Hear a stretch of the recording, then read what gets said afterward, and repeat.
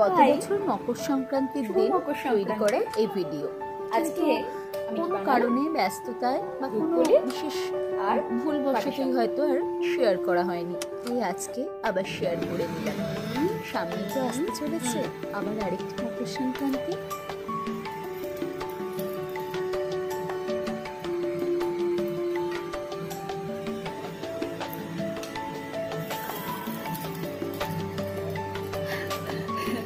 Video করতে না বড্ড অসুবিধা হয় হাতে ধরে।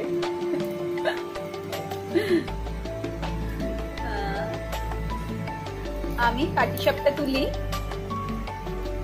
একটু ঘি দিয়ে, ঘি রয়েছে, তার সঙ্গে রয়েছে অল্প তেল, সাদা তেল,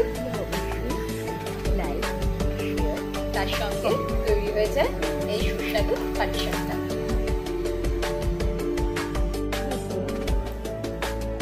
আজ আমি গরম গরম ধোয়া ওঠা দুধ পুলি আগে ঠাকুরকে দেব।